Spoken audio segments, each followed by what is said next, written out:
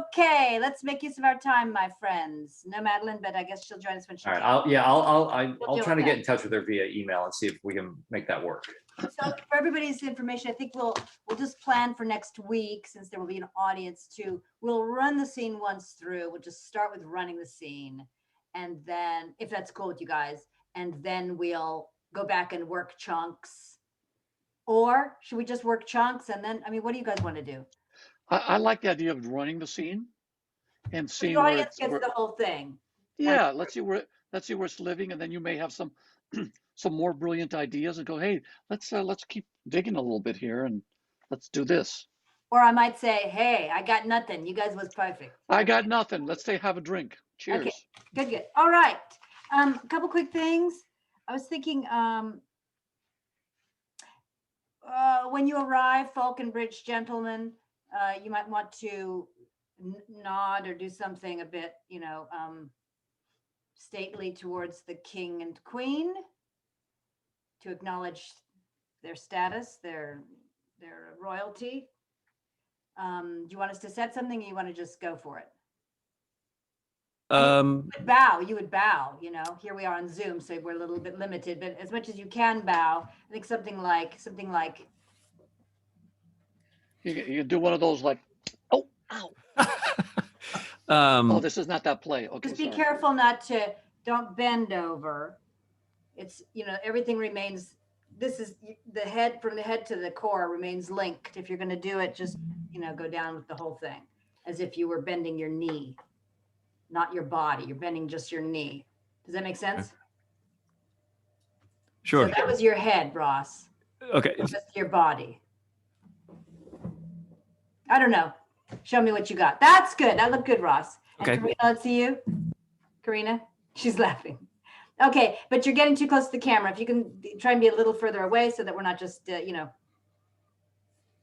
That's good. Okay, very good, very good, very good. All right, let's rock and roll, you guys. Should we do? So the very top when we start, when I say the first line, everybody will have talked, and Gideon will have said his thing, and we'll be off camera, and then I'll come on and start, right? Yes. Yeah, we're not gonna have music or anything, you guys. I'm not gonna produce it anyway. No, I just want to make sure that. So what I want from you, Marcelo, is take a moment, establish your status, look around at the courtroom. It's a big, at the palace room in which you are. I guess it's sometimes used as a courtroom. I mean, you're the judge in this case. So just establish how large it is. You know what I mean? Mm-hmm. You see all the there are people in the corners. There are servants. There's wine over in the corner. There's a foot warmer if you need it, and sentries posted 100 yards ahead at the entrance to the room, and so on. So you'll establish the grandeur of the surroundings. Does that make sense? Okay. Yes. So take your time. I wish that we had our Eleanor, but that's okay. Here we go. Here we go. I will read Eleanor. And you guys, let's do beat by beat just for tonight, okay? Is that okay with you guys? We'll just go by the first beat, which is to line 30. Now say, Chantillion, what would France with us? Thus, after greeting, speaks the King of France in my behavior to the Majesty, the borrowed Majesty of England here. A strange beginning, borrowed Majesty. Silence, good mother. Hear the embassy. Philip of France, in right and true behalf of thy deceased brother Geoffrey's son, Arthur Plantagenet, lays most lawful claim to this fair island and the territories, to Ireland, Poitiers, Anjou, Touraine, Maine, desiring thee to lay aside the sword which sways usurpingly these several titles, and put the same into young Arthur's hand, thy nephew and right royal sovereign. What follows if we disallow this? The proud control of fierce and bloody war, to enforce these rights so forcibly withheld. Here we have war for war and blood for blood, controlment for controlment. So answer France. And take my king's defiance from my mouth, the farthest limit of my embassy. Bear mine to him, and so depart in peace. Be thou as lightning in the eyes of France, for ere thou canst report, I will be there. The thunder of my cannon shall be heard. So hence, be thou the trumpet of our wrath, and sullen presage of your own decay. An honorable conduct let him have. Pembroke, look to it. Farewell, CHATILLON. Good. So let's remember the stakes, you guys. This is like massive, massive. War has just been offered to England. You have he threw down the gauntlet. You've accepted the gauntlet, King John. You know, your heart is pounding. You are telling him we are going to war. You've made the decision instantaneously. You're going to war. Everything's just changed. In 10 seconds, everything just changed. Now, maybe you suspected he was coming with some kind of problem, but you didn't expect him to just say, the King of France, bam. Do you know what I mean, King John? Yeah, I do. Okay. I got a couple things for Corinna. Yes. Poitiers, the second syllable is tears. Tears, yeah. I think you need to bring out right royal sovereign. That's the insult. He is, we all agree he's your nephew, but the fact that Arthur is John's sovereign is shocking. Okay, yeah. So you need to bring that out. And the last thing is you're hitting the pronouns in 21. My king's defiance from my mouth. It's not interesting. Right. Give us the defiance. That's the key. Okay. Okay. Thank you. Good. Thank you, Gideon. So King John, your first line, just make it big. It's a big, by big, I mean, it's. Yeah, you said to make it more casual last time, but that's what I was doing. I'm sorry. I'm so sorry. No, that's all right. So I don't know what to say then. No, I will make it more better. How about that? I just mean, it's like you're opening the floor. So open the floor. You're beginning the conversation. I hear you. I hear you. And CHATILLON, caution with your movement. Well, you know, you say your line, but then when you're not talking, you're tending to move around a little bit and looking down at your lines. And again, try and have your lines here so you can look at the king. And then when you look at your lines, they're not that far away. And you don't have to be, you know, moving to look at your lines. Does that make sense? Yes. And try and be fully attending if you can. I mean, if you can, not memorize, but be aware of what your cue is going to be, so you can fully be with them until it's time for you to speak again, and then you can look and get your line. It feels like you go away in between your lines. And when you say, you know, your embassy, the farthest limit of my embassy, you're basically saying goodbye. Okay. And you know, your final lines. Well, here, let me go in order. King. What follows if we disallow this on your line 16? Yes. You know, it's kind of like, I just wrote an exclamation point next to it. Just like, you know. Yeah. So what are you going to do if we don't what are you going to do if we don't accept these terms? But internally, you have something going on. Internally, the heat just went up. Yep. Is this a real threat?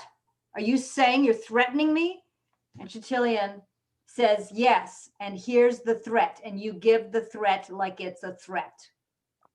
Okay. So that's why you have to be on him. Like, yeah, here's the threat. And then King John, after the threat comes, which is line 18, I think you need to take a little beat, and then you make your own threat, or you make a declaration. It's either a declaration or the threat that comes next.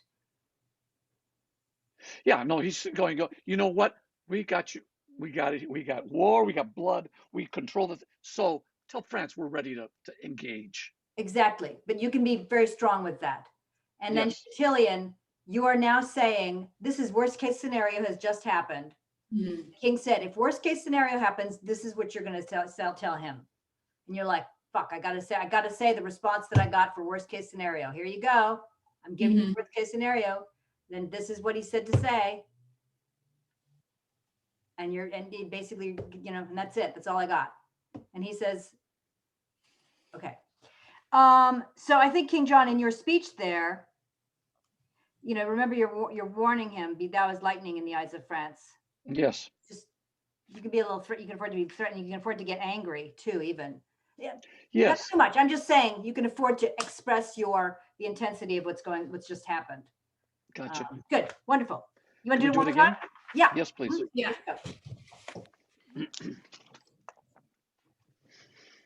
Gideon, do you want to read Eleanor? Sure. That'd be great.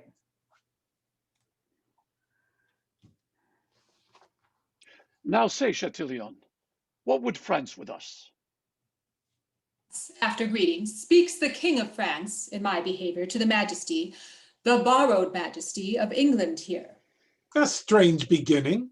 Borrowed Majesty. Ireland's good mother, here the embassy.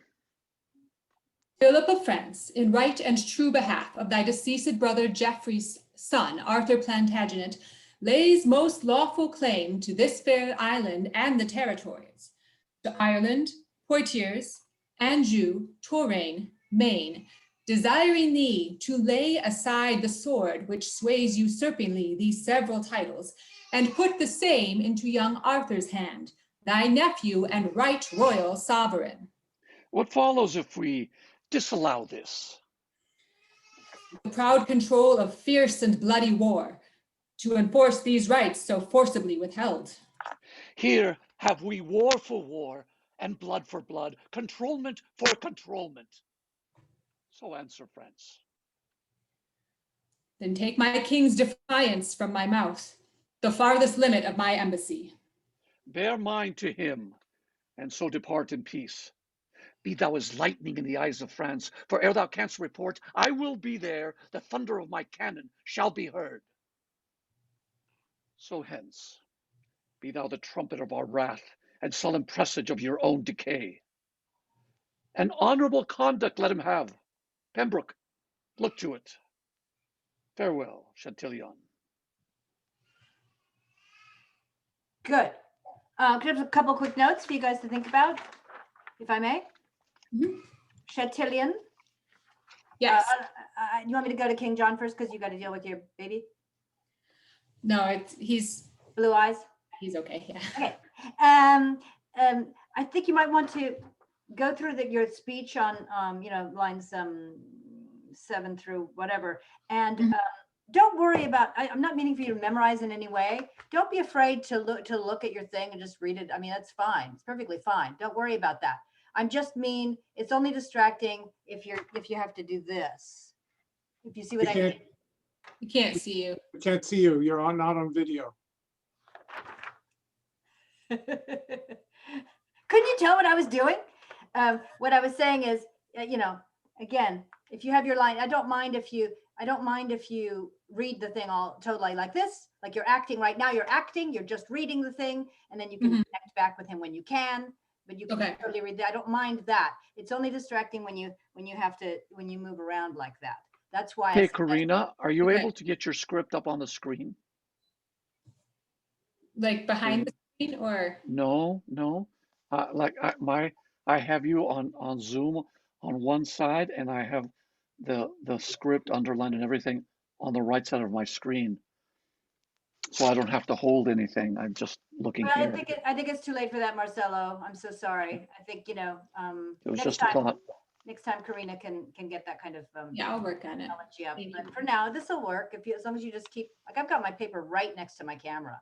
Can you see? It's right next to my camera. So I'm looking in my camera, or I'm looking on the screen. It's not far to look. So sorry to jump in, Gigi. Yes, I can get Magdalen to call in, but what we need to do is I can give everybody a now she's joining on her iPhone. If that works, then we don't need to move, but I can give a link for us to go into a separate room. Let me just see. Magdalen, are you connecting?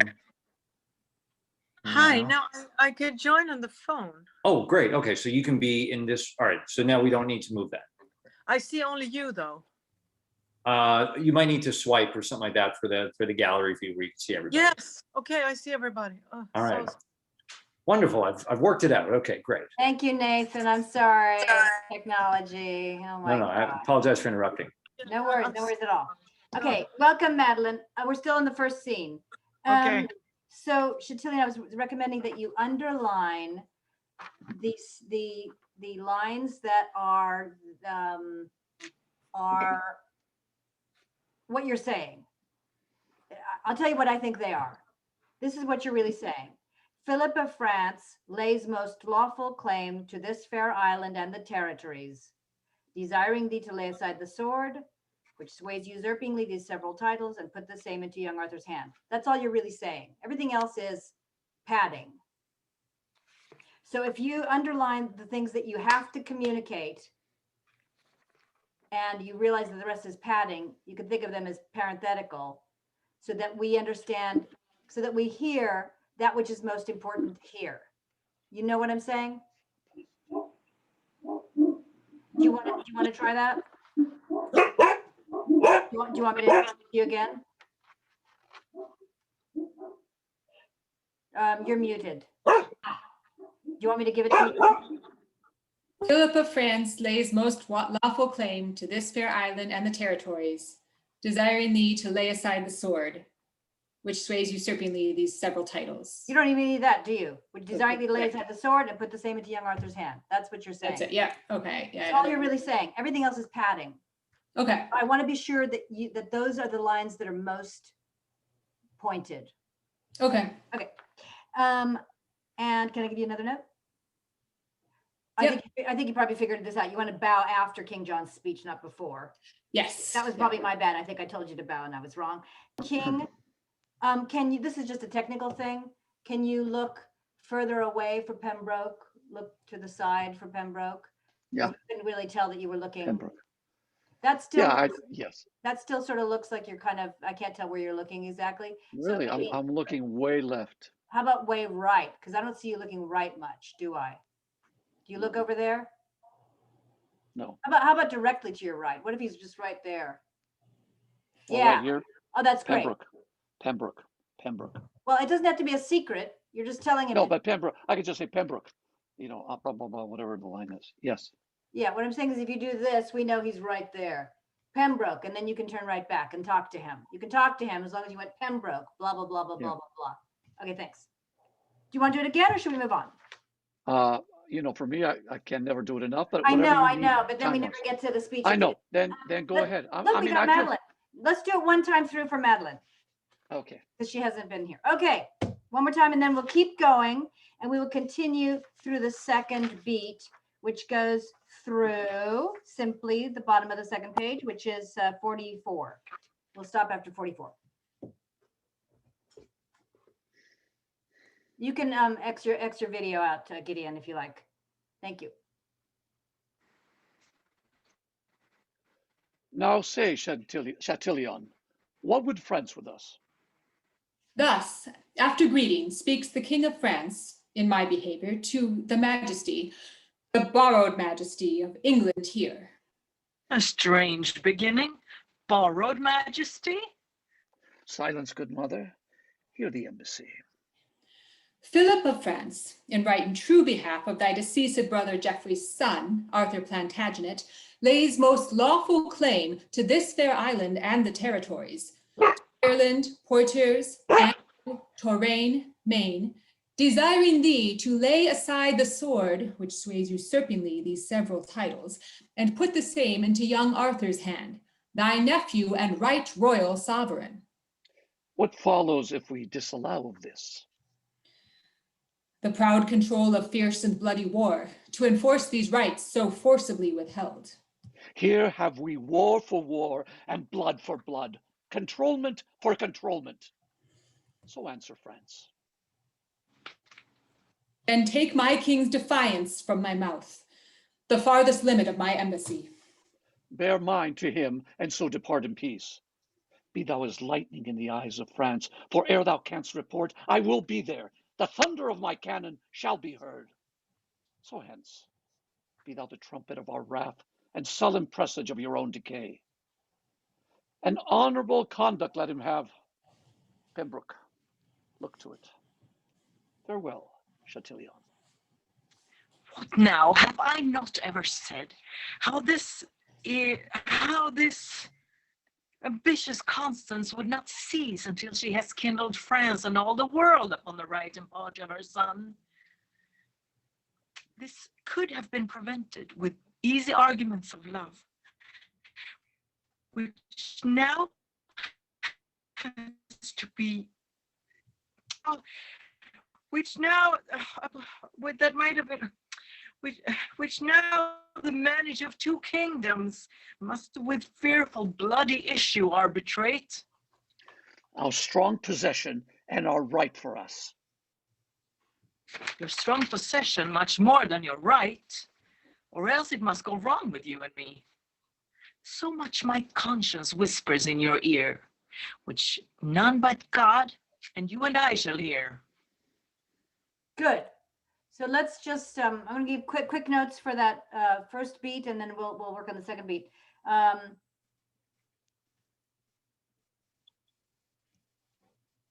King John, try if you can to take a beat right before line 19. Oh, we're going back 19. Just giving you that note to think about for later. Oh, yes. A little beat. And then that was really good threatening CHATILLON at the end. That was really powerful. That was great. Okay. Queen Eleanor, you may not paraphrase. You must read it. Just read it off the page. It's more important that you that you get it right than that it be well acted. Even you cannot make it up. So if so, you've got to have your page in such a position that you can comfortably do everything word by word. Do you understand what I'm saying? Yes.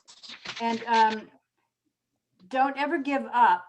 Now you're on stage. We can't give up and oh my God, you can't not be Queen Eleanor. We're looking at you. You're Queen Eleanor to us. You must not release the character. So whatever happens, if you need to take not speak, if you need to take a moment, take it, but don't lose who you are.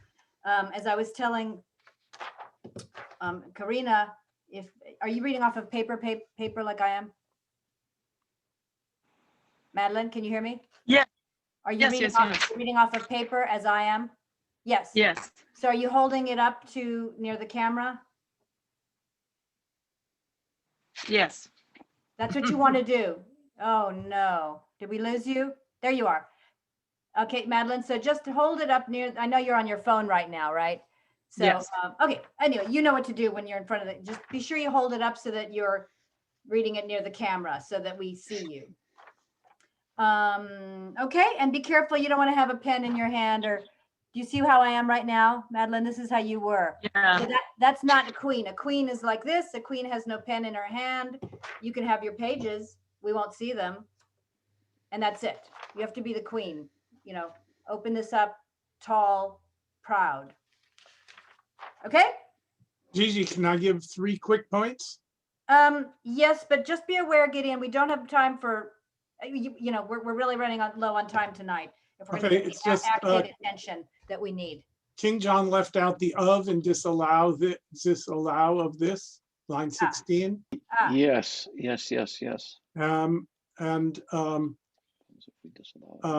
Corinna, you don't have to hit here, just hit England.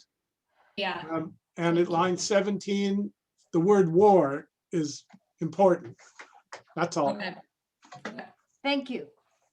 And just remember, Queen Eleanor, your final lines, 40 to 44, you're warning the King John, you know the truth. And he's not, you're not going to pretend that you don't know the truth. So you can threaten him with awareness of what's true. And he's never going to get away with, shutting you, you'll keep his secret, but and you want him to know that you know the truth.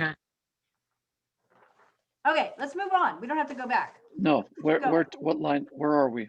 We are going to start with the sheriff entering, line 44, and that will be Gideon off camera. We can just be a voice off camera. So you can just look out, if that's all right, Marcelo. All right, so we have, so now on camera, well, I guess what will happen at this point, everybody, after Queen Eleanor's line 44, which none but God and you and I shall hear, enter the two Falconbridge boys. And then Marcelo, you're just going to create Sheriff Essex. I would just see him here. Yeah. Oh, you're not seeing me. Yeah, see him just above your camera, perhaps. Yeah. He comes in, and then you see the Falconbridge boys. Does that make sense? Yes. Let's try that. We might need Gideon on camera, but it might be easier if we don't have you on camera. No offense, Gideon. Okay. All right. Let us start then. Let's take it from Eleanor's line, which none but God and you and I shall hear, so that we can see the exit. I guess you don't have an exit. No. Let's see the entrances. Good. Which none but you and I and God shall hear. My liege, here is the strangest controversy come from the country to be judged by you that e'er I heard. Shall I Hold, please. produce? Hold, it's not working. So we need to see you, Gideon. Okay. My dear, thank you so much. So you'll come on with them. Let's take it again from Queen Eleanor's speech. We can do the whole speech. Your strong possession much more than your right. Why don't we do it from there, okay, Eleanor? Your strong possession much more than your right. Sorry, hold on, please. Or You're not, else it hold on, must please. go- Hold, please. You're not there yet, Gideon. I'm there on mine. We're going back to line 40. I see where you are. Can you hear me? Yes, Can you see me? yes. I want to see when you arrive on line 44. Oh, so I turn off the video till then. Well, you're not in until then. Okay, got it. Sorry. No problem. All right, whenever you're ready, King and Queen. And Eleanor, don't forget to change your next week. You want to change your name to look like what Marcelo has. It'll say Queen Eleanor and then your name. Okay? You're on your iPhone. I keep forgetting. Never mind. Right. Don't worry about it. Much more than your right, or else it must go wrong with you and me. So much my conscience whispers in my ear, which none by God and you and I shall hear.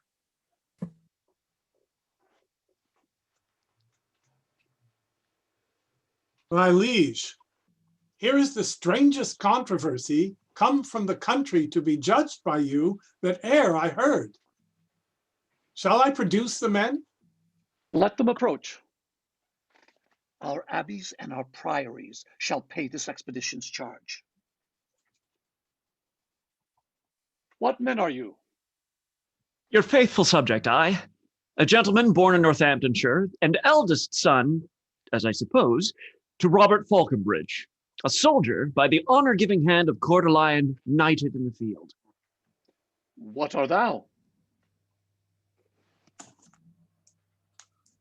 You're muted, Corinna. Right. What are thou? There, that same Falconbridge. Is that the elder, and art thou the heir? You came not of one mother, then, it seems. Most certain of one mother, mighty king, that is well known, and as I think one father. But for the certain knowledge of that truth, I put you o'er to heaven into my mother. Of that I doubt, as all men's children may. Out on thee, rude man. Thou dost shame thy mother and wound her honor with this diffidence. Aye, madam. No, I have no reason for it. That is my brother's plea and none of mine. The which if he can prove, he pops me out at least from fair £500 a year. Heaven guard my mother's honor and my land. A good blunt fellow. Why, being younger born, doth he lay claim to thine inheritance? I know not why, except to get the land, but once he slandered me with bastardy. But where I be as true begot or no, that still I lay upon my mother's head. But that I am as well begot, my liege, fair fall the bones that took the pains for me. Compare our faces, and bejudge yourself. If old Sir Robert did beget us both, and were our father, and this son like him, old Sir Robert, father, on my knee, I give heaven thanks I was not like to thee. Aye, what a madcap hath heaven lent us here. He has a trick of Coeur de Lion's face. The accent of his tongue affecteth him. Do you not see a token of my son in the large composition of this man? Mine eye hath well examined his parts, and finds them perfect Richard. Sirrah, speak. What doth move you to claim your brother's land? Because he hath a half face like my father. With half that face, would he have all my land? A half-faced groat, 500 pound a year. My gracious liege, when that my father lived, your brother did employ my father much. Well, sir, by this you cannot get my land. Your tale must be how he employed my mother. And once dispatched him in an embassy to Germany, there with the emperor to treat of high affairs touching of that time. I'm so sorry. Let's go back, you guys. We went way beyond the end of the Oh, yeah. the beat. Thank you. Let's go back to Essex. Let's just do that beat through Philip saying of Coeur de Lion knighted in the field. Okay, we'll just do that a little bit. Good. So I'm sure we all figured out that the sheriff arrives before the gentlemen arrive. So let the sheriff have his moment. And then when King John says, let them approach, that's your cue, Falconbridge boys, Okay. to appear on screen. So, and then I'll let you figure out when to go, Gideon. Okay. Philip? Yes. The stakes, the importance of this moment in front of a king, and the status, just the whole thing, the importance of this to you. Okay. Right. Okay. You're wondering what I perceived?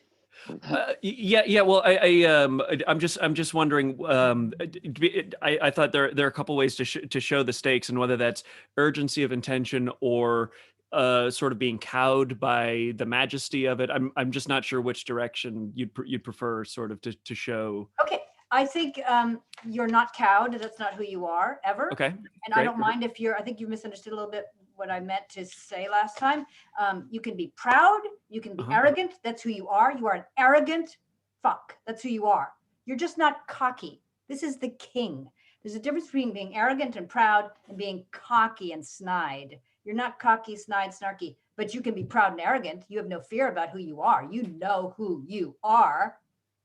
Great. You see what I'm saying? I think I do. Yeah. And you can carry yourself. I'm obsessed with this. I keep repeating it to everybody. Carry yourself with strength. You're a strong warrior. Royal blood. No apology. You would never apologize for anything. You're one of those people that in real life I have a problem with there's somebody who will never say I'm sorry, but that's who you are. You would never say you're sorry. You've never done anything wrong. You don't make mistakes. You know who you are. You're going to get what you want to get. But that doesn't mean you're, you know what I'm saying? Just also, let's think about what you want. What do you want when you arrive here? What's your objective? My objective is to settle this dispute once and for all, and to keep the land that I inherited. I'm sort of I think we're here at Robert's behest, basically. This is his suit that he's bringing in front of the king, and so so he's not going to take your land away. He's not going to get away with this bullshit. Right. But you got to come in with he ain't going to, excuse me, that's my land. Okay, great. Good. Good. King John, we're moving ahead beyond this, but I'll just tell you this in advance because I've already written it down. When they arrive, no, this is the moment. When the boys arrive, can you look right and left for each of them? So establish which one is right, which one is left. Yeah, let me see. What would we Richard to your right. So what men are you? I say Philip is the first one, so why don't you put Philip to your right? Yeah. And then Robert to your left. And don't forget that when you ask, is that the elder and art thou the heir? You came not of one mother, then it seems. You're asking Robert. Philip answers you, but you're asking Robert. So we need to see that you're asking Robert that question. Is that the elder? So you're going to be looking left there. And then yes. So he's saying to him, that's the elder on my right, and art thou the heir? You're the younger one. Yes, it's important for us to see you ask him, because then we're going to get a response from Philip. So we will see you look right and hear the response from the brother who keeps responding for Robert. He keeps he keeps preventing. Yeah, so I'm looking left at Robert on that line. Yeah. Okay. let's go back and just do that beat again. And then we will continue.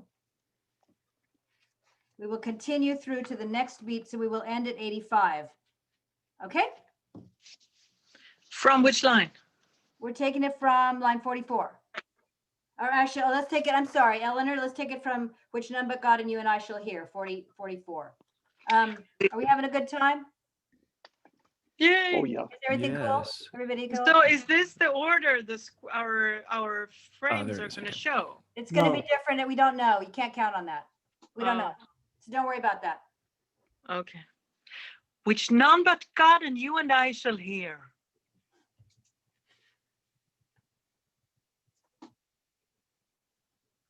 My liege, here is the strangest controversy come from the country to be judged by you that e'er I heard.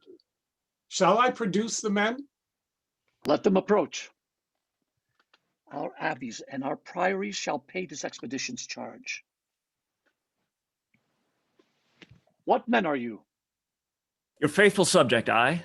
A gentleman born in Northamptonshire, and eldest son, as I suppose, to Robert Falconbridge, a soldier by the honor-giving hand of Coeur de Lion, knighted in the field.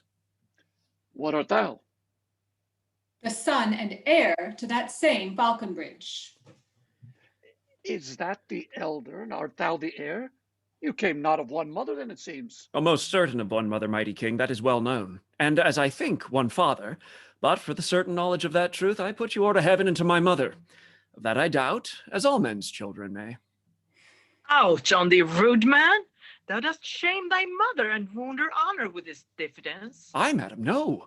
I have no reason for it. That's my brother's plea, and none of mine. The which, if he can prove, he pops me out at least from fair £500 a year.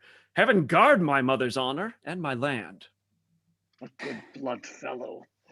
Why, being younger born, doth he lay claim to thine inheritance? I know not why, except to get the land, but once he slandered me with bastardy. But where I be as true begot or no, that still I lay upon my mother's head. But that I am as well begot, my liege, fair fall the bones that took the pains for me. Compare our faces, and be judge yourself. If old Sir Robert did beget us both, and were our father and this son like to him, old Sir Robert, father, on my knee, I give heaven thanks I was not like to thee. Why, what a madcap hath heaven lent us here. He has a trick of Coeur de Lion's face. His tongue, the accent of his tongue affecteth him. Do you not see a token of my son in the large composition of this man? Mine eye hath well examined his parts and findeth perfect Robert. Sirrah, speak. What doth move you to claim your brother's land? Because he hath a half face like my father. Hold, please. With... Okay, thank you, thank you. We went, again, we went past where we were gonna go, but that's okay, perfectly fine. All right, doing very well. That was really, really good. Gideon, you were fantastic. Oh, thank you so much. Oh my God, so good. Be still my heart. Fantastic. Nice entrances, everybody. Your timing was amazing. I wish you could have seen what I was seeing. It was really beautiful. King John, that was great. Looking right and left at the two gentlemen. That really helps us to see who's speaking and why. Thank you. Philip, so we know what your objective is, to keep your land. What's your obstacle? What's in the way of your keeping your land? Well, let's see. What's in the way is, well, it could easily be ruled against me, even though I do think I'm in the right lawfully. Yeah. You never know when it gets in front of the king what he's going to decide. Yes, and in other words, Robert has a claim. Robert has a legitimate claim. So Right. What are you going to do? What action will you take to get past that obstacle? Well, there are a few tactics that I employ here, and one is the sort of answering for him, not giving him as not giving him as much chance to speak and plead his case. But it's sort of a clever thing that I bring up. I sort of bring into question the legitimacy thing, so that when they call me out on that, I say, no, that's my brother who's doing this terrible thing, not me. yeah, those are a few of the tactics. Okay, the main tactic, I think, is that you're ready to talk about Richard as your potential father. You're ready to bring that up. Well, I know it's going to come up, so I can't pretend it's not there. Yeah. So that is your ace in the hole. If you know, he's kind of got the legitimacy on his side. It was what his father wanted. You're probably not even his son, but this is what you have. This is your ace in the hole. And if you're lucky, they're going to do exactly what they do. If you're unlucky, they're going to say, what are you talking about? That's an absurd claim. Our son, you know, Richard the Lionheart would never have behaved in that way. How can you say that? You know, out with thee. Do you see what I'm saying? You don't know which way that's going to go. I do, but I actually think that would be a favorable thing. I think is because I think the way that he starts presenting it is that if they say that's ridiculous, then I get the land. Not then I get the. Do you see what I mean? Because I love okay. It. So good. I love what you're saying. Okay. So therefore, you're here, and it's going to be win-win for you. Right. So you don't have any fear, because this is win-win. You're either coming out with the 500 acres or whatever it is, or who knows what the hell. Right. Recognized as Richard the Lionheart's son. I don't know what that's going to bring you, but something, right? Mm-hmm. So you know it's win-win for you. Whatever happens, it's win-win, but you got to spin it. You got to make sure they don't kick you out, and they have a lot on their plate, and you got to be able to make your point. Okay. So the stakes are, am I going to be able to stand here long enough to make sure that I win one of my wins? Because all they have to do is say, out with thee, we're on to the next thing, and you're out. And you're like, wait, I have more to, you know? So that's what the stakes are for you. I think it's just maintain your presence there. Okay. Their attention. You want their attention, right? Uh-huh. So just be prepared to convince them one way or the other. I think that's your action. Your objective is to keep your land, okay? Or whatever. You're gonna win. Your objective is to win. Your obstacle is, you know, he's got a claim and they might kick you out. So I think your action is going to be just to take the time, take their attention, and convince them. Does that make sense? It does make sense. I'm not sure what I'm doing. What sort of I'm playing counter to that right now. Like what's coming across right now that is in opposition to that. Because that's sort of. I don't see a specificity of focus. When we want something, we know what we want. We're going to get there. We're going to get there. We have a specificity. Okay. And there's an intensity of specificity. I don't like to give you, result orientation. That's why I like to ask the questions. What do you want? So that you are internally thinking about what you want and how you're going to get it. So if you just think about, I'm going to convince them that I'm worth being paid attention to, then there's an intensity of presence. There's a presence there. All of you can use a little more, intensity of presence. I always say the stakes are high, and people somehow, I don't know if maybe I'm not using the right words to be understood, but there's a lot of life and death going on in these few scenes. A lot of it's kind of life and death. So just think of it that way. Does that make sense? Yeah, it just dial everything up a bit intensity wise, and sort of it has to be internal. Focus on intensity. It's not about doing anything externally. It's just about what's inside. That's what I mean. Okay. King, thank you for letting me, Philip. Thank you, Philip, for allowing me to torment you in this way. Oh, no. Well, thank you. It's King and Queen. For your aside here, like for the other one, the aside lines 87 through whatever 95. Do like you do with the other aside and come closer to the camera again. And you kind of angle your head. It's really good when you angle your head and come closer to the camera. It feels like an aside to each other. That way we know you're an aside to each other. Otherwise, we're not sure. It's all we got. It's all we got with this form. We have to take advantage of what we have with this technology. Yes, Magdalen? You're muted, Magdalen, if you're trying to speak. You're muted, Magdalen. So John is there, that side of me. So I lean this way. Magdalen, we don't know what side anybody will be on. We cannot predict that. So just lean in. It doesn't matter. It doesn't matter which way you lean in. Just lean in. Thank you. Okay. Can I give 3 quick line notes, words? Yes, please. Yes. The king, when you say, "What art thou?" I don't hear the art. I'm hearing "are." I think the second Yes. time I did hear it, but the first time I didn't. So just be careful. I'm gonna buy a tea from Vanna. Yeah, buy a tea. What art Queen thou? at line 89. You're saying "see" instead of "read." The word is "read." Do not you Oh, read. okay. Yes, yes. And the last thing is king, perfect Richard, not perfect Robert. Line 92, 90, 91, 92, 93, or 92. Mine eye hath well examined his parts and finds him perfect. Richard. Yeah, you said Robert. Thank you, Gideon. Really? That would be bad. That would be really bad. Yeah. Wow. I had a hallucination. The other brother, Robert the Lionheart. Yeah. Okay. Robert the Lion-footed. Yes. You what guys, line I are we think starting I'd like to go on from the next beat, which starts on 86. Is that okay with everybody? The aside. Yes. You guys cool with that? Yeah. Yes. Okay. Let's take it from there. So that's so the 4 of you are there. Very good. Yes. Why, what a madcap hath heaven lent us here. He had the trick of Coeur de Lion's face. The accent of his tongue affecteth him. Do you not read the tokens of my son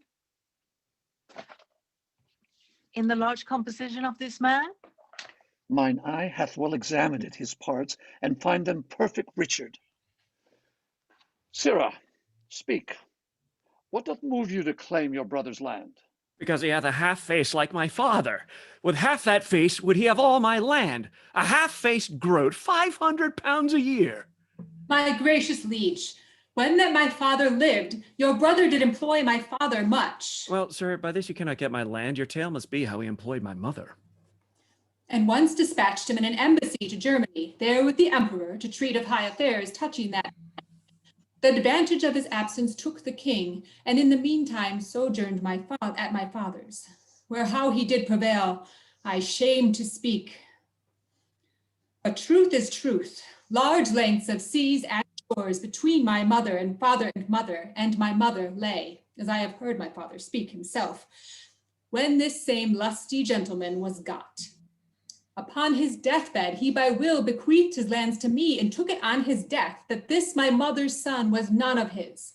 And if it were, he came into the world full 14 weeks before the course of time. Then, good my liege, let me have what is mine, my father's land, as was my father's will. Sirrah, your brother is legitimate.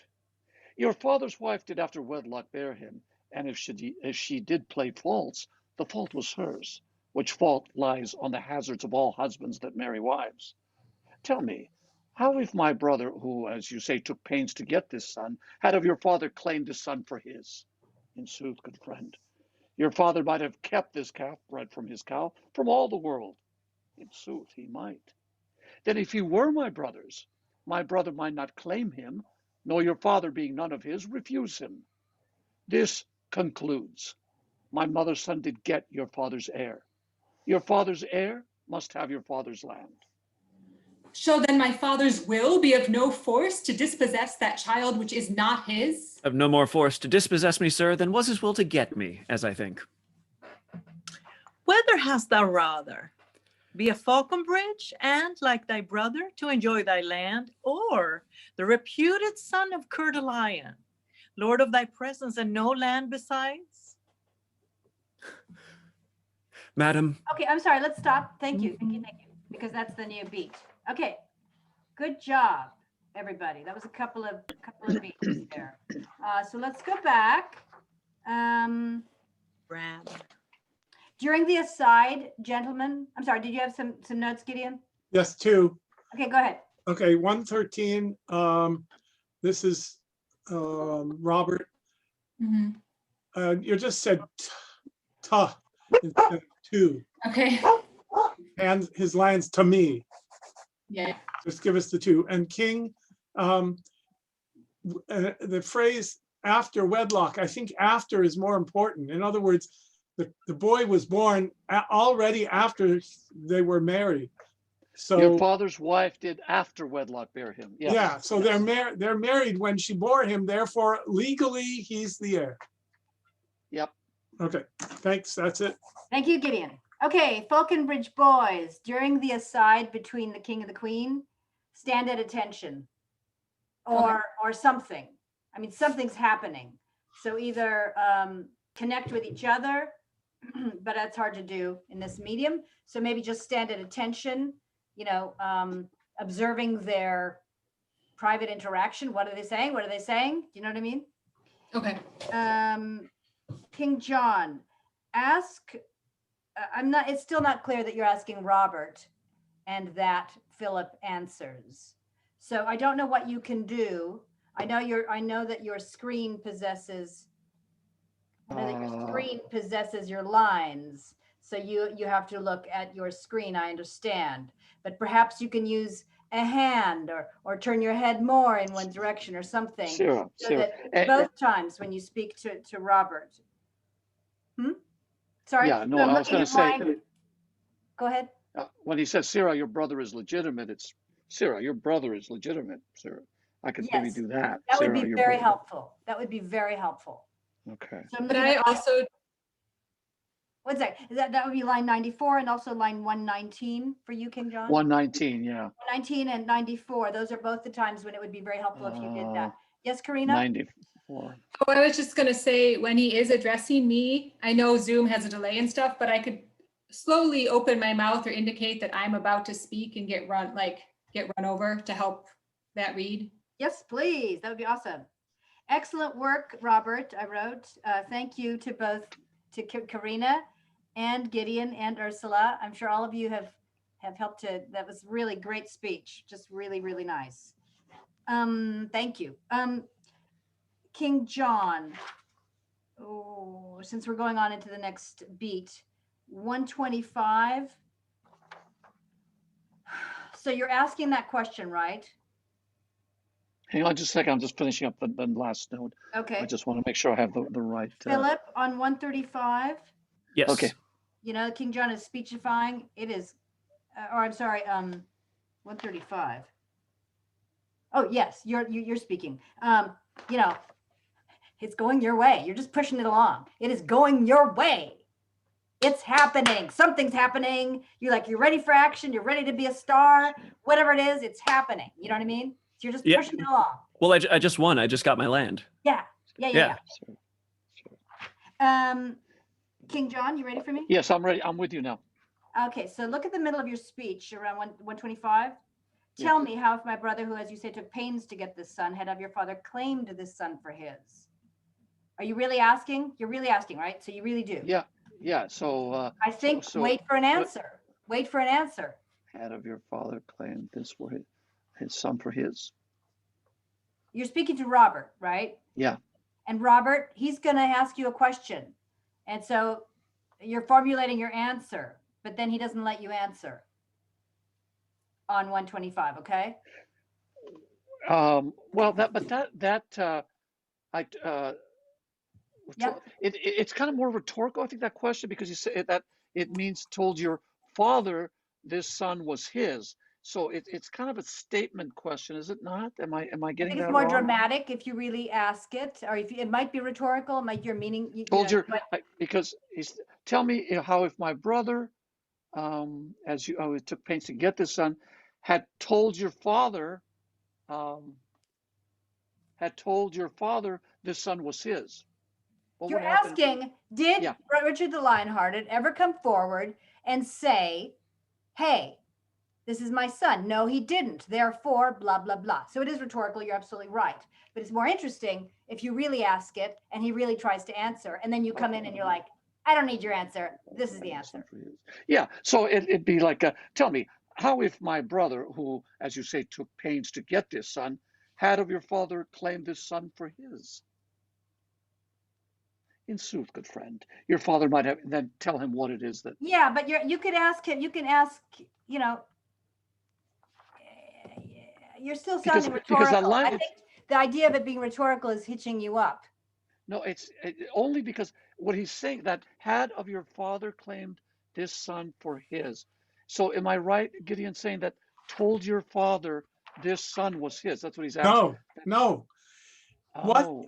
What we're talking a legal question here.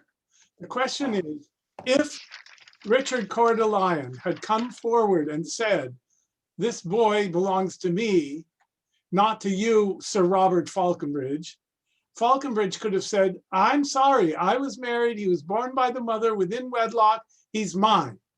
And Richard Coeur de Lion couldn't have said anything against it because that's the law. That's what he's presenting here. So if he's saying, just as my brother could not legally have claimed him for his, your father could have said, no, it's mine, my cow, my calf, he belongs to me. But the so line... if my brother Richard Coeur de Lion couldn't claim him, you can't disinherit him. Yeah, I get that part of it. I'm just trying to get the line, had of your father claimed this son for his.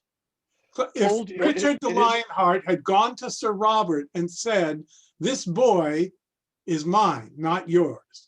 Your father claimed this son for his. I'm claiming him as my son. And Sir Robert could have legally said, no way. Yeah. Okay. I will look at that. I got a note. Thank you. Okay. Good. All right. Yeah. All right. So let's see where we are. Good. We're doing fine. All right. So let's see. Let's do that one more time, shall we? Let's take it from the beat that begins on 94, with King John asking asking Robert, and then we will go all the way through to line 136. We will stop at line 136. Okay. Okay. All right. Everybody doing all right? Yep. Yep. Sarah, speak. What did move you to claim your brother's land? Because he hath a half face like my father. With half that face would he have all my land, a half-faced groat, 500 pound a year. My gracious liege, when that my father lived, your brother did employ my father much. Well, sir, by this you cannot get my land. Your tale must be how he employed my mother. And once dispatched him in an embassy to Germany, there with the emperor to treat of high affairs touching that time.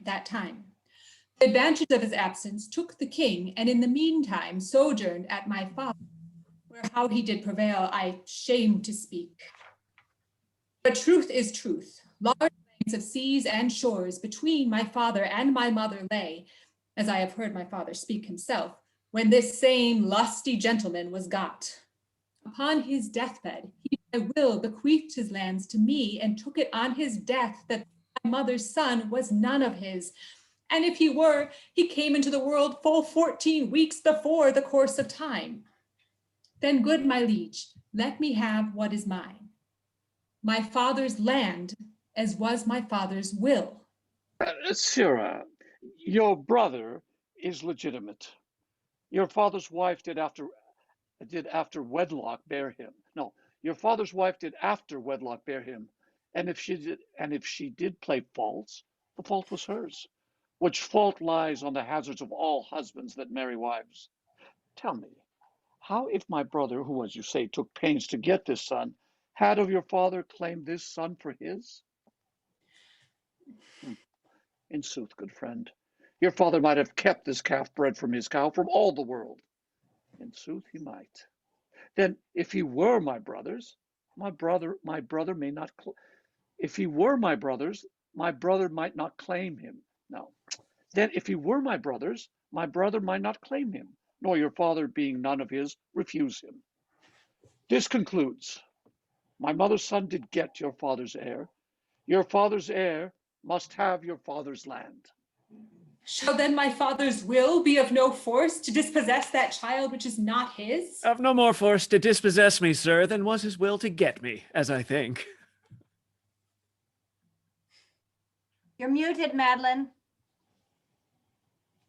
But that's okay. We're stopping there anyway, right? Yeah. Good. Thank you. Good. All right. Again, Robert, good, convincing speech. Very potent, and I felt your need. Beautiful.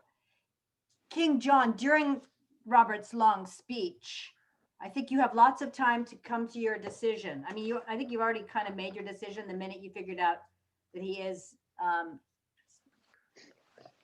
Richard's son, right? Yeah.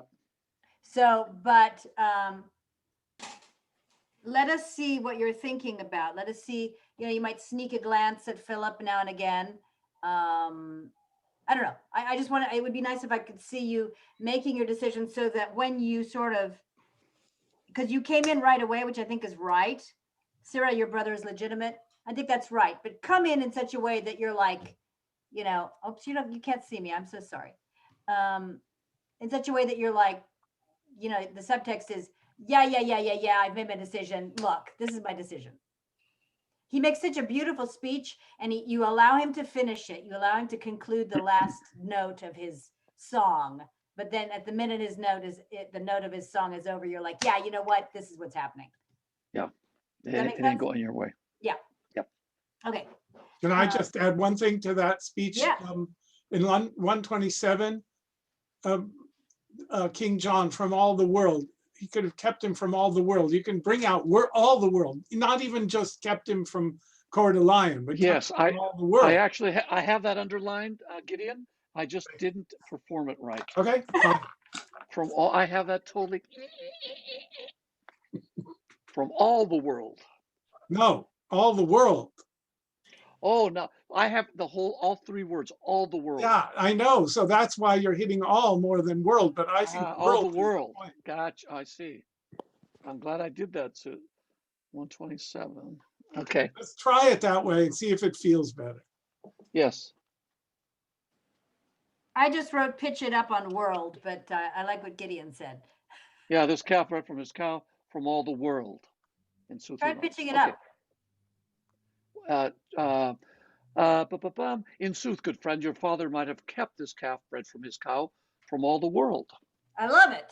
So not just from Coeur d'Alene, but from all the world, because it's the law. All the world, yeah. Gotcha. Nice. Okay, let's take it from your speech then, King John, and we'll continue through to the bottom of that page, 160. Okay? Yep. Sarah, your brother is legitimate. Your father's wife did after wedlock bear him, and if she did play false, the fault was hers, which fault lies on the hazards of all husbands. One more time, I'm just going to start again. Sarah, your brother is legitimate. Your father's wife did after wedlock bear him, and if she did play false, the fault was hers, which fault lies on the hazards of all husbands that marry wives. Tell me, how if my brother, who, as you say, took pains to get this son, had of your father claimed this son for his? In sooth, good friend, your father might have kept this calf bred from his cow from all the world. In sooth, he might. Then if he were my brother might not claim him. Then if he were my brother might not claim him, nor your father, being none of his, refuse him. This concludes, my mother's son did get your father's heir. Your father's heir must have your father's land. Shall then my father's will be of no force to dispossess that child which is not his? Of no more force to dispossess me, sir, than was his will to get me, as I think. Whether hast thou rather be a Falconbridge, and, like thy brother, to enjoy thy land, or the reputed son of Coeur d'Alene, lord of thy presence and no land besides? Madam, and if my brother had my shape and I had his, Sir Robert's his like him, and if my legs were two such riding rods, my arms such eelskin stuffed, my face so thin that in mine ear I durst not stick a rose, lest men should say, look where 3 farthings goes, and to this shape were heir to all this land, would I might never stir from off this place. I would give it every foot to have this face. I would not be Sir Nob in any case. I like thee well. Wilt thou forsake thy fortune, bequeath thy land to him, and follow me? I am a soldier now bound to France. Brother, take you my land. I'll take my chance. Your face hath got £500 a year, yet sell your face for 5 pence, and 'tis dear. Madam, I'll follow you unto the death. Nay, I'd rather have you go before me thither. Our country manners give our betters way. What is thy name? Good, Philip, my liege. Good. Yeah. Okay, let's stop there for the moment. All right, very good, very good. Philip, during the king's long speech, you may, I mean, your world just got turned upside down, right? It's in the process. He's reasoning it out, and then it gets turned around when he says this concludes. Of course, that's true. But you see it happening. You're witnessing the potential. Well, right? Actually, I think I'm getting the thing I came here for. At this point, I see that I'm getting the thing that I came here for, which is the land. Which is recognition. Yes, exactly. Yeah. The other stuff, the reputed son of Coeur d'Alene and everything, that I think comes after. I think that's not part of that speech, right? Yes, but why is he leaning that? Why is he in your favor? Why is that happening? You know, this is what's going on in your mind. Why is that happening? It has to do with what you said, it has to do with Coeur d'Alene. Maybe you're putting that together. Do you see what I'm saying? Well, I mean, the legal argument that he makes, that King John makes, is not that. And in fact, the legal argument that he makes seems to suggest that there is no recognition, regardless legally that I am the son of Richard the Lionheart. So I guess I don't see that being. I don't see him ruling in my favor because of who I am at that point. But But you've seen, what I'm trying to suggest is that you're a very perceptive gentleman. You've seen them, both of them, King and Queen Mother, have at least one aside. I don't know if you witnessed the other aside. You've had a couple of asides.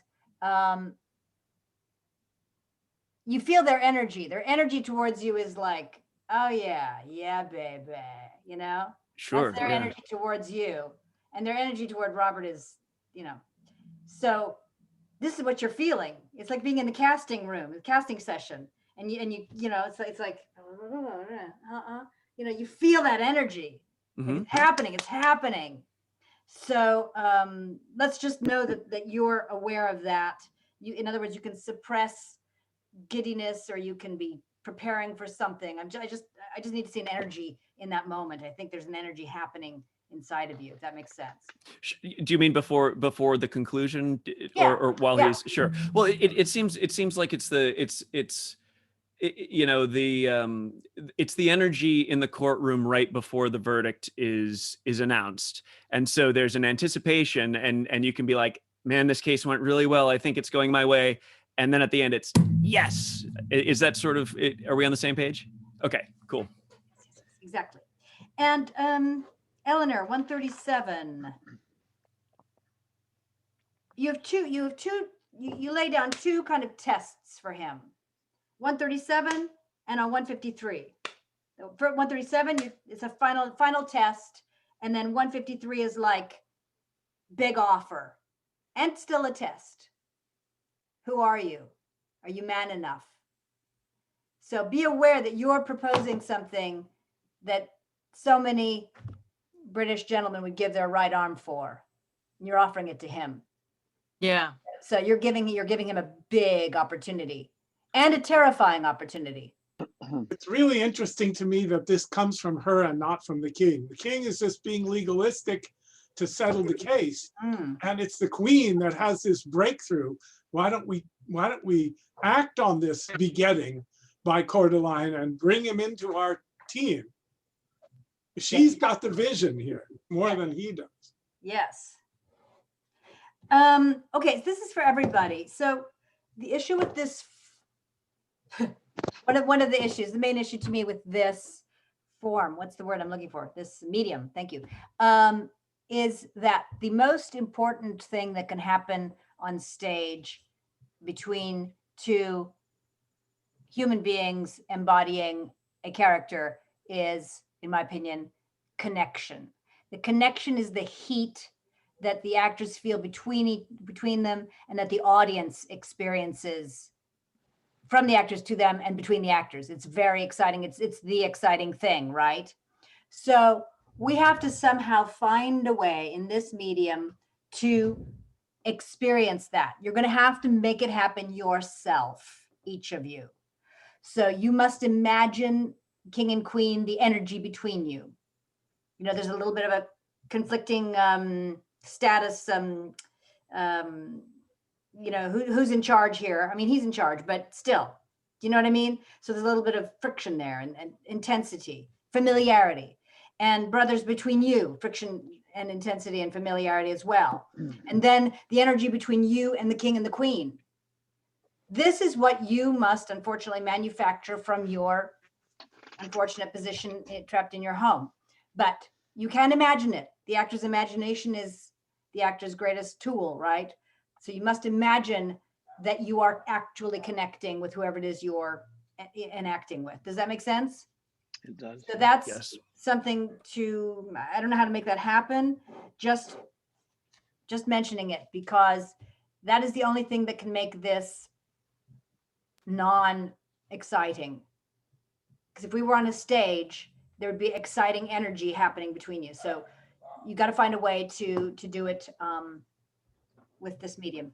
Okay, I'm sorry, that's all I got. I know that's not very helpful perhaps, but again, the actor's imagination. So when you're looking at the image of the person to whom you're speaking, or if you prefer to look at the camera, whatever works for you, use your imagination, if you know, of the energy that's happening between you, or try and look at the image of the other person and try and imagine that you're really in the room with them, and give each other what you would be giving each other if you were in the room. Okay. Philip, 101, that joke. Yes. I think I forgot to talk about this before.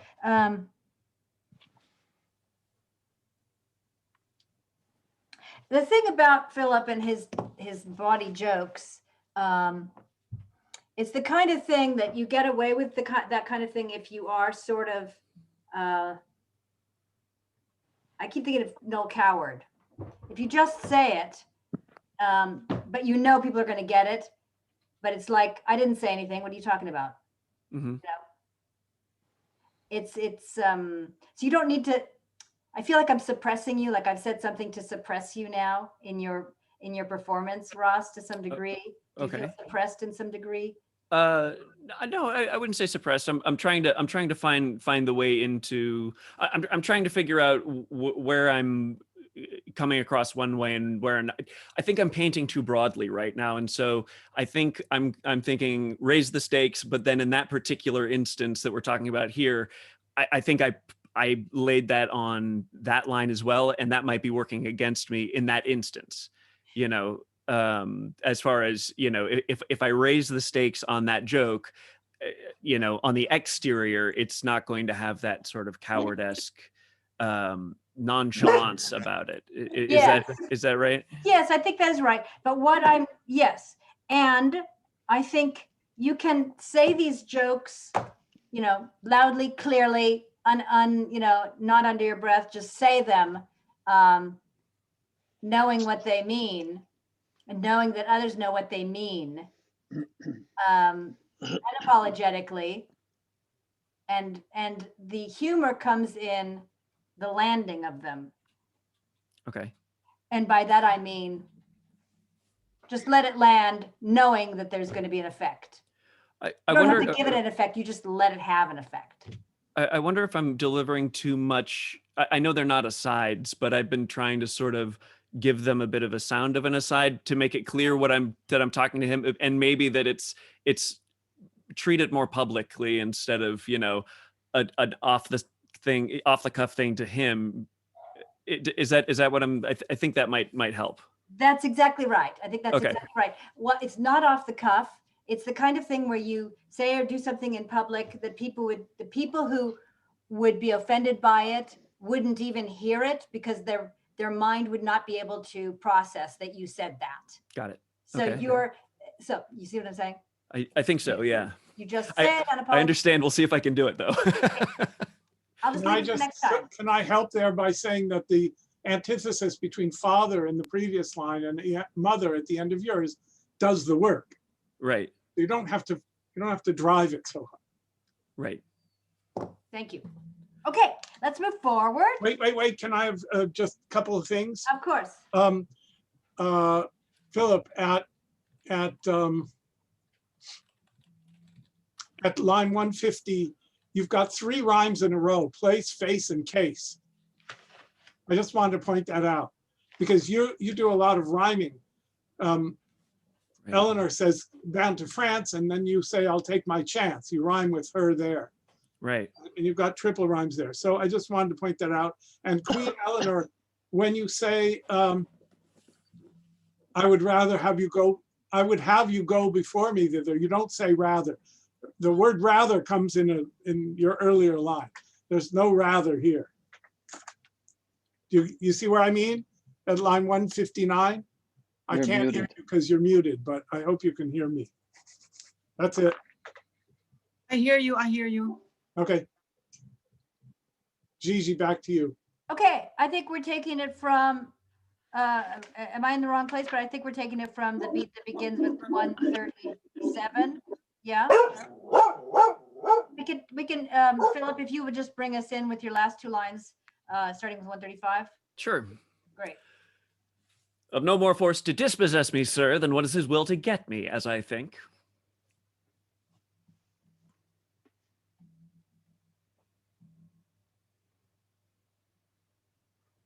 Whether hast thou rather be a falconbridge, or like thy brother to enjoy thy land, or the reputed son of Coeur de Lion, lord of thy presence and no land besides? Madam, and if my brother had my shape, and I had his, Sir Robert's his like him, and if my legs were 2 such riding rods, my arms such eelskin stuffed, my face so thin that in mine ear I durst not stick a rose, lest men should say, look where 3 farthings goes, and to this shape were heir to all this land, would I might never stir from off this place, I would give it every foot to have this face. I would not be Sir Nob in any case. I like thee well. Wilt thou forsake thy fortune, bequeath thy land to him, and follow me? I am a soldier and now bound to France. Brother, take you my land. I'll take my chance. Your face hath got £500 a year, yet sell your face for 5 pence, and 'tis dear. Madam, I'll follow you unto the death. Nay, I'd have you go before me thither. Our country manners give our betters way. What is thy name? Philip, my liege, so is my name begun. Philip, good old Sir Robert's wife's eldest son. From henceforth bear his name, whose form thou bearest. Kneel down, Philip, but rise more great. Arise, Sir Richard and Plantagenet. Brother by the mother's side, give me your hand. My father gave me honor. Yours gave land. Now, blessed be the hour by night or day when I was got, Sir Robert was away. The very spirit of Plantagenet. I am thy grandam, Richard. Call me so. Oh, madam, by chance, but not by truth. What though? Something about a little from the right, in at the window, or else o'er the hatch. Who dares not stir by day must walk by night, and have is have, however men do catch. Near or far off, well won is still well shot, and I am I, howe'er I was begot. Go, Falconbridge, now hast thou thy desire. A landless knight makes thee a landed squire. Come, madam, and come, Richard, we must speed for France, for it is more than need. Brother, adieu. Good fortune come to thee. For thou wast got in the way of honesty. Okay, I'm sorry to stop you. It's okay. No, you're right. We should stop there. So everybody, that last moment, I think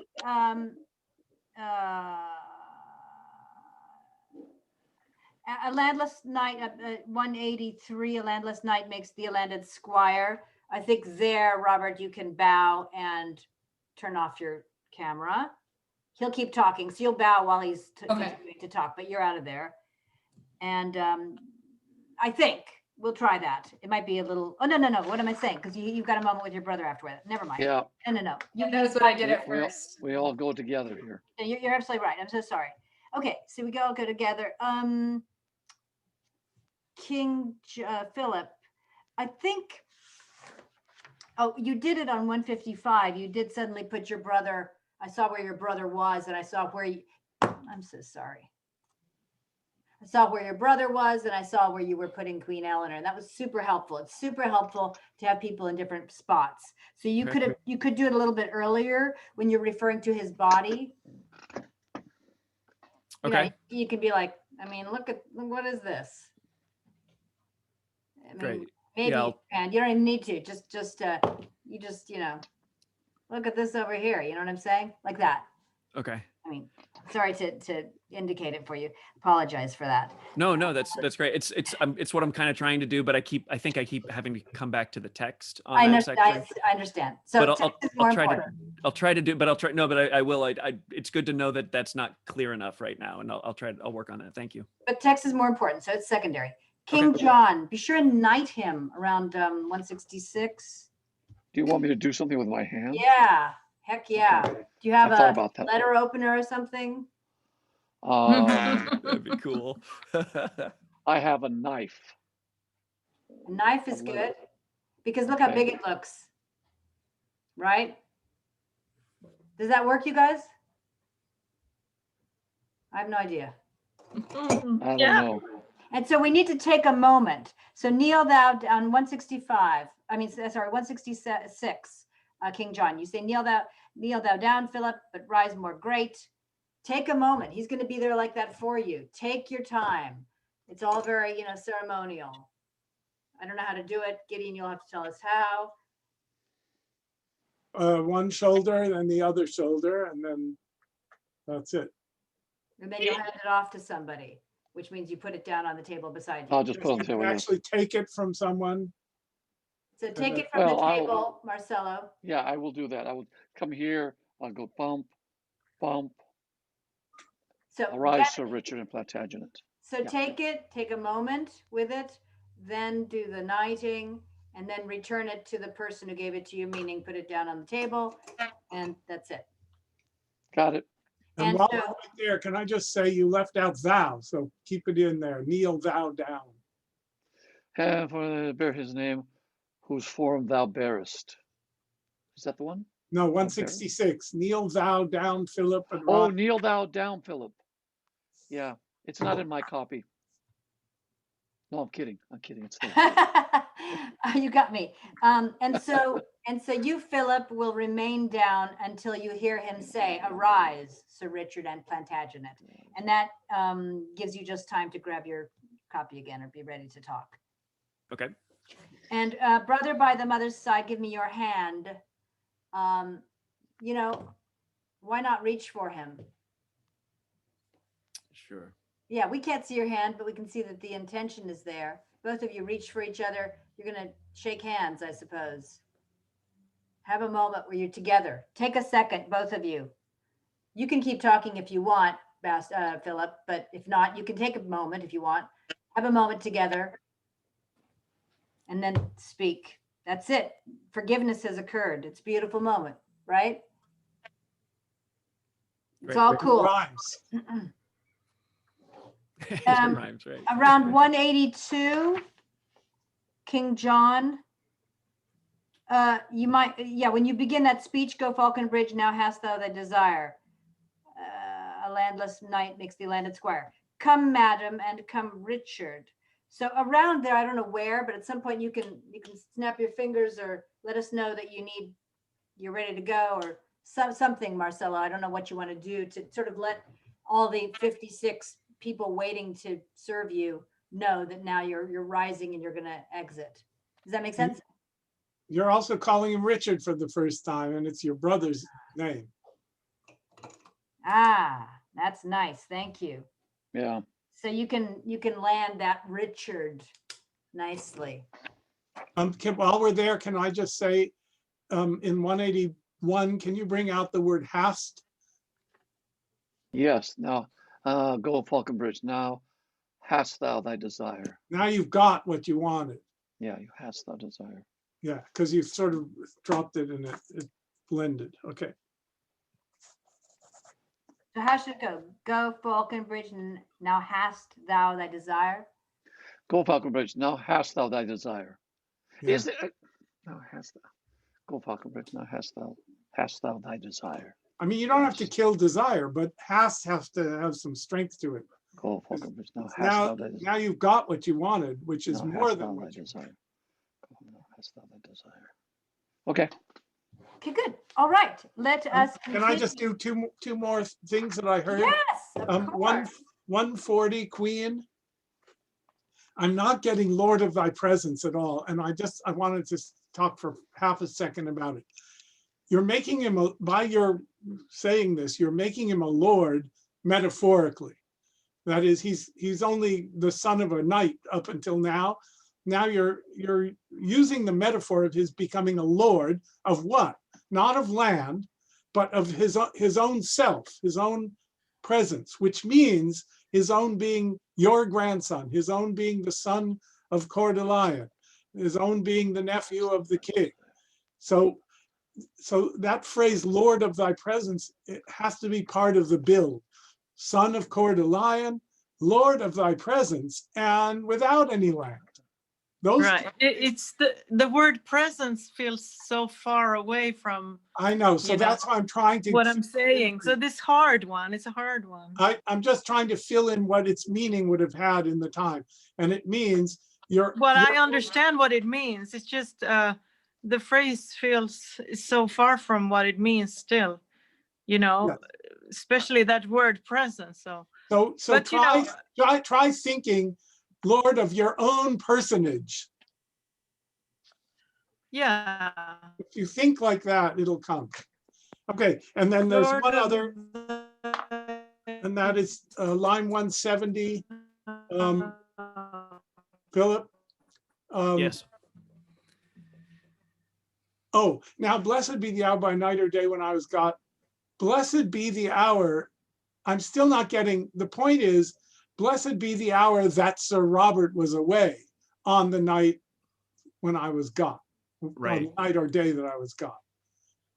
In other words, I don't hear the connection between the first phrase and the last one. Okay, so how can I connect those Just rhetorically better? Sure. Okay. Now, blessed be the hour by night or day when I was got, Sir Robert was away. It's the pause. I shouldn't pause. Yeah. That's what you told me the other day. I don't think I did pause this. I sped through it this last time, and I think that was, I mean, when we read through it, and I think that was do it again just as without bad. pausing. Now, blessed be the hour by night or day when I was got, Sir Robert was away. Yeah. So try to bring when I was got parenthetical and try to mean blessed be the hour that Sir Robert was away when I was got. Okay. Not blessed be the hour that when I was got. Blessed be the hour that when I was got, Sir Robert was away. Right. Now, blessed be the hour by night or day when I was got. I didn't throw it away. Now, blessed be the hour by night or day when I was got, Sir Robert was away. Yes. Thank you. All right. Thank What you. might help you too, Ross, if you want, is just pitch it up at the end. It says Sir Robert was away. Sir Robert was away. Yeah. Okay. Try it. It might, Yeah.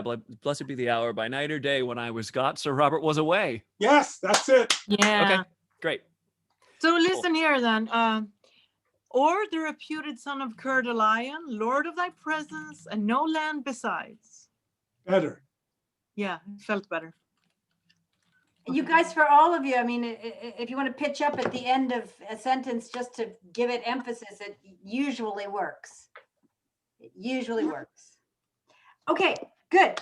Let's go back simply to start from the last beat, which is 161. What is thy name? And we will continue with your speech.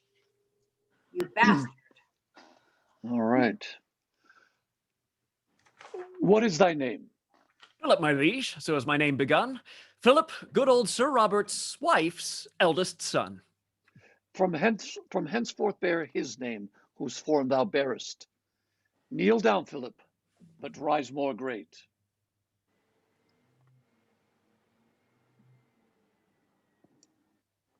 Arise, Sir Richard, and Plantagenet. Brother by the mother's side, give me your hand. My father gave me honor, yours gave land. Now blessed be the hour by night or day when I was got, Sir Robert was away.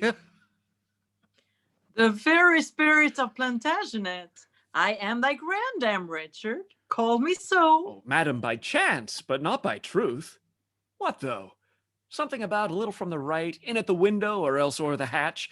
Who dares not stir by day, must walk by night. And have is have, however men do catch.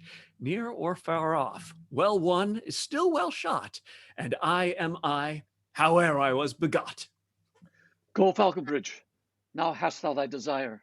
A landless knight makes thee a landed squire. Come, madam. Come, Richard. We must speed for France, for it is more than need. Brother, adieu. Good fortune come to thee, for thou wast got in the way of honesty.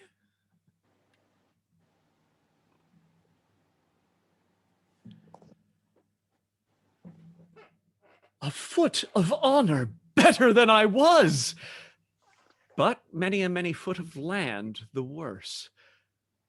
Well, now can I make any Joan a lady? Good end, Sir Richard. Oh, God a mercy, fellow.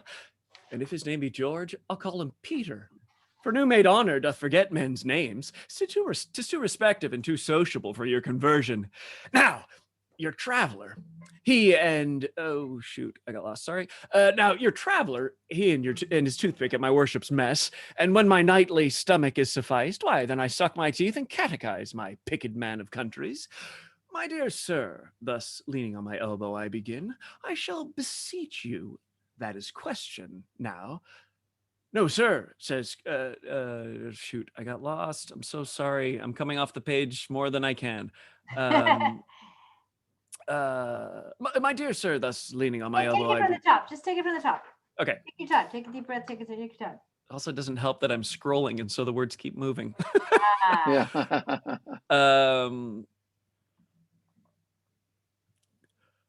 A foot of honor, better than I was, but many a many foot of land the worse. Well, now can I make any Joan a lady? Good end, Sir Richard. God a mercy, fellow. And if his name be George, I'll call him Peter. For new made honor doth forget men's names. 'Tis too respective and too sociable for your conversion.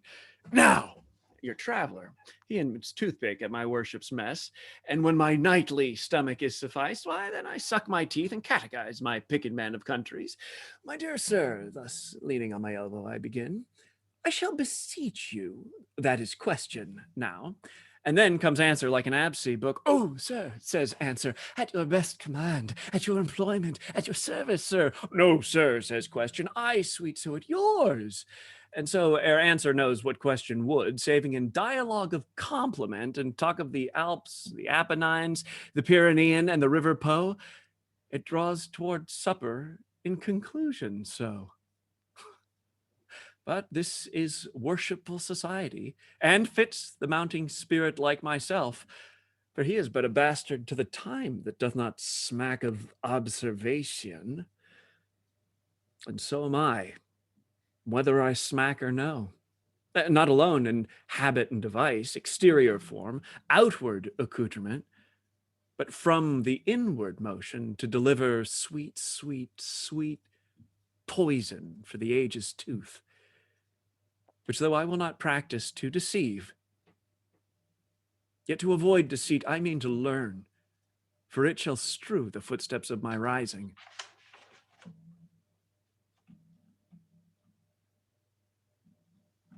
And Good. that's the scene, right? We're not good, right? So you're going to end it you're going to end it with verve, because that is the end of our scene. It might not be the end of Shakespeare's scene, but it's the end of our scene. So I'm counting on you to bring it home. Sure. So it's character-wise, how can I kind of it ends on an interesting note, because he's saying I'm not going to be deceitful. I'm going to learn deceit, because they're daggers in men's smiles. So how to end that. Yeah. I'm trying to figure out how to end that on a sort of on an upbeat, in the same way that the rhyme that I did before. I know I took sort of up, and I know that we want to like to resolve, make a resolution. You're making a declaration of your new resolution. Great. This is what I'm going to do. You know what I mean? I'm going to do this. Yes, I will not practice to deceive, yet to avoid deceit, I mean to learn, for it shall strew the footsteps of my rising. Yeah, and if you pitch it up, it'll really feel like you're making a decision. Bam, this is what I'm going to do. Try pitching it up at the end. Yet to avoid deceit. Yet to avoid deceit, I mean to learn, for it shall strew the footsteps of my rising. Yeah, it'll become more natural the more you try that. Yeah, I feel I'm betraying the meaning a little bit just right now, but I think I need to practice it and get it, Let me help by saying, remember that your rising is exciting. You're rising in power and promotion and all that. So you're going to do that. Right. You're not going to let these observationists get in your way, strewing flattery in your path. You're not going to let that be a problem for you. Gotcha. Okay. So rising is exciting. Right. And I know what you're saying, because the scene continues, it's not over, but you'll have to find a way to end the scene for us. You're leaving now. There's no conversation with Lady Falconbridge. You're on your way. Right. On your way to go to war. Good. Very well done. I mean, I really sense everybody's work that they did this week. And Gideon, thank you so much for all of your efforts on behalf of everybody. My pleasure. The scene's wonderful. I have a couple notes if we have time. We do. So, Philip. Yes. 174. Oh, that whole speech. Mm-hmm. You can afford to know you're being cheeky, and you're just going to see. You're going to see. Can I get away with this? Can she take this? Which direction is this going to go? Is she going to say, "You may not speak to me in that fashion ever again," or is she going to go, "Okay, you're Richard's son after all. Come on, let's go." That's what you hope, and you're kind of sensing. But you can know that you're being a little, kind of testing the waters. You're going to be a little cheeky. Everybody's exits. We need to work that. 185. I think King John and Queen Eleanor, you can exit after 185. We should have as the king and queen exit. Yeah, so exit on 185. Yeah, I think I like that. Yeah. All right, Queen Eleanor. Magdalen, you were frozen, so I couldn't tell if you were saying yes or no. You mean shut down the screen? Yes, please.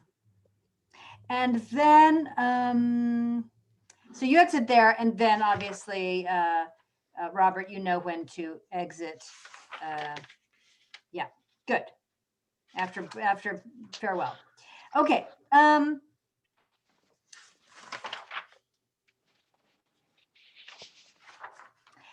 So, Philip, before your speech, A Foot of Honor, better than I was, you can take a second. You're alone for just a moment. You can take a deep breath or whatever you want to do in that moment. You're like, oh my God, what just happened? What is happening? What just happened? What's happening right now? And where am I going? It's just a moment of like vibration. You're vibrating and you're about to, your whole life just got changed in 10 seconds and you're about to, embark on a new world. So you can afford to take a beat. You're a prince. To become aware of what has just happened. You can look after them as they leave, maybe, you know, and then realize who you are or something. I don't know. You'll find a way. But take your moment. Can I give you a joke that's included in that? The word foot is in English foutre, which means fuck. In French. Because of one fuck, I'm better than I was. Oh, that's the Henry V joke. Yes. Okay, I didn't know what it meant though. I knew it was there, but I didn't know what it was. Okay. Yep. Sorry to use foul language. That is funny. That was necessary. So remember that you're entertaining yourself. You can afford to be free. There's nobody watching you. You're just alone. You're like processing what just happened. And this wave of giddiness comes over you. So you begin imagining these conversations. I know you know all this. Forgive me. I'm repeating. I'm describing what you're doing. Okay. But I want you to be as free as you can be, because it's just you. Nobody's watching you. And you don't have to put anything on anymore. And I wrote down, why don't you do this improv at home? You're on the Oscar carpet.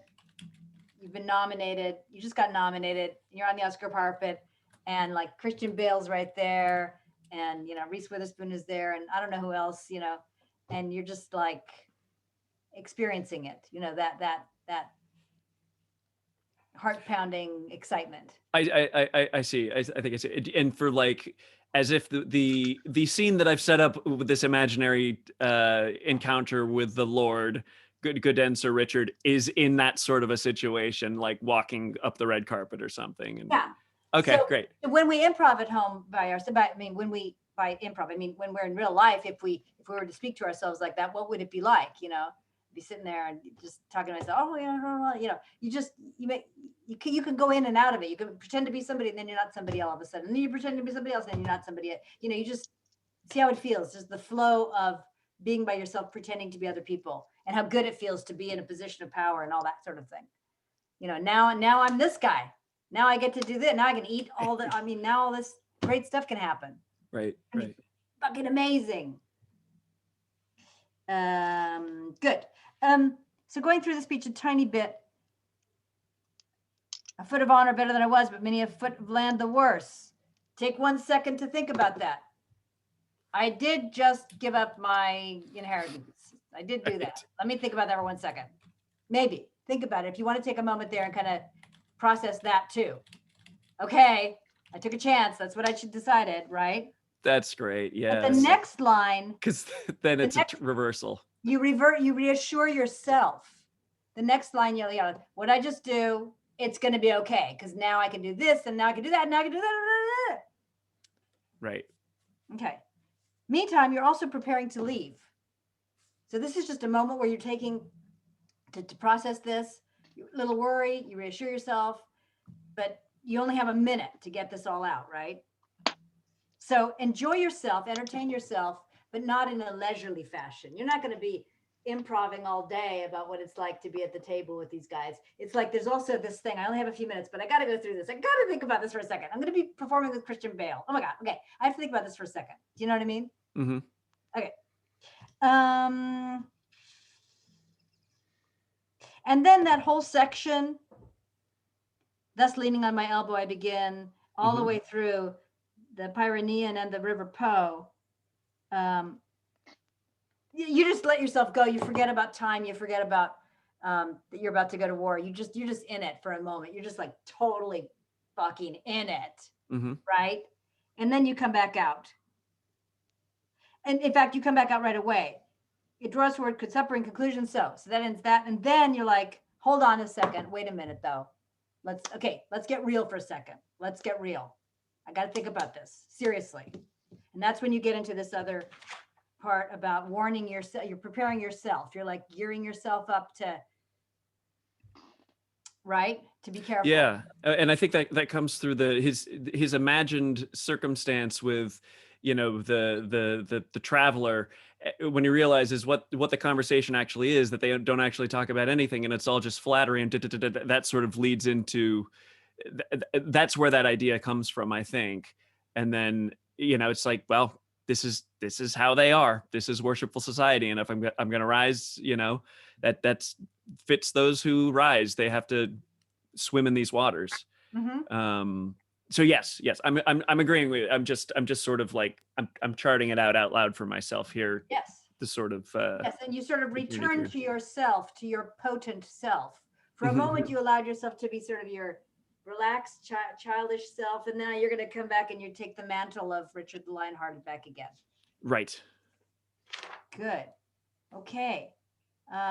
Nice. Where are we? I want to give 4 brief notes. Please do, Gideon. King at 165. I'm not getting the point. Can you just give me that line again? From henceforth.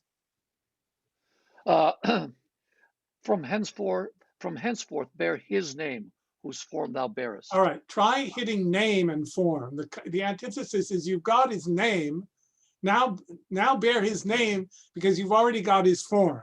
You're the son of Richard the Lionheart. Now bear his name. I've just dubbed you Richard. Yeah, name. Or I will. Form. Okay, so from henceforth bear his name, whose form thou bearest. I want name and form. Oh, name and form. I wrote that down. From henceforth bear his name, whose form thou bearest. Yes. From now on, bear the name. You already bear the form. Bear his name, whose form thou bearest. Thou already bearest, right? You get it? Yeah. Okay. Philip, 192. I'll instead of I'll. Ooh, thank you. At 196, I think you can give a building on what Gigi said, give a pause after worship's mess to enjoy that you're reading at your table now. You're a knight, you're a lord, you're lord of your. And then when my nightly stomach is sufficed, like when we finish the meal and I'm not hungry anymore, then I start this new picture, right? Okay. You get what I mean? So yeah. He and his toothpick come to have dinner with me. So we have dinner. And after dinner, here's what happens. That's it. I just want you to milk mess at the end of the line a little, take a beat. And the last thing is at 208, you said talk and it's talking. Oh, okay. Thank you. Talking of the Alps, the Appen. Okay. Yeah. Otherwise, good. All that work we did is right there. Beautiful. Great. Thank you. It's beautiful. Thank you so much, all of you. You've made great effort. Is this the last rehearsal? Hear it. Well, next week is another rehearsal. We're gonna. Oh, okay. We'll just do the scene. Oh, it's not the performance next week. It's not a performance. It's an observed rehearsal. Right. There will be people there watching us rehearse. So I can tell you what we'll start by simply going through the entire scene, which I don't think we've ever done in the 3 weeks. So you get to go through the entire scene without pausing, without my interruptions or Gideon's next week for the first time since the first read through. And then we will go back and work a few moments, I suppose. And when we do that, you can bring up a moment that you want to work on if you like. You can say, you know what, I'd really like to work on this aside or whatever you want to do. And I will bring up moments that I want to work on. And Gideon will make his corrections. He will continue to make his corrections. But you'll go through and do the whole scene one time through without pausing at the beginning. Okay? Excellent. Great. And Yep, that's thank the you. last time. There's nothing to be concerned about. Hi, Nathan. Hey, great work, everybody. Thank you. Yeah, been listening in the whole time. Cool. Anybody have questions? What about what to wear? Yes, You want to wear a little bit something towards the characters? Yeah, I think so, right? Or I was thinking put a dark backdrop like Bastard Ross has. That looks good. At least, it has a backdrop. That would be So nice. I can put, but and do a little something. It's not fun to watch if not. That would be really. nice if you can. It'd be lovely if you can. If you can't, then you can't. But if you can, that would be lovely. I'll do a big hairdo and put a big necklace, something. Nice. Thank you. Very That'd be good. great. I was thinking Yes. of doing a big hairdo and a necklace too, but I think you should. Definitely. And Corinna, even just having that door open or whatever's happening behind you, that helps us a little bit, having that. Or is that always there? On This door? No, the other side. This?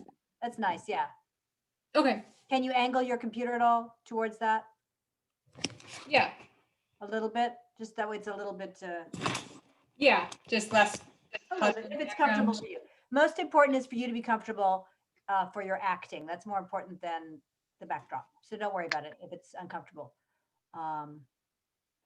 Any questions? Anybody? Gideon, you want anything to say? I just want to remind everyone that in Shakespeare's time, people went to hear a play.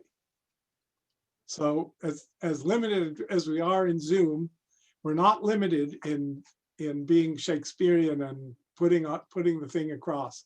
All the work we've been doing is to make clear the drama of what we're saying. So, and it's there. It's really good. very cool. Thank you. We'll see you guys next Thursday. Sounds good. Yeah. So shouldn't we like do one more time before, like meet half an hour sooner or something like that and go through it? So what, well, I mean, you guys can decide to meet on your own if you'd like, but there'll be a waiting room when you join next week. And so it'll be just you guys. But that'll be just, so that you guys can kind of prep and get ready as a group before anyone comes in. But there's no scheduled rehearsal for everybody until next Thursday. I mean, again, you might have missed this at the beginning, Magdalen, but the goal, and Gigi kind of said this, is that it's still kind of very casual, that you guys are just continuing the work and there are just people observing that. But you guys have done a lot of great work up to this point. So it's great. It'll be great. All right, I'll talk to everybody later. Yes, sir. Bravo, everybody, doing great job. Yeah, great work.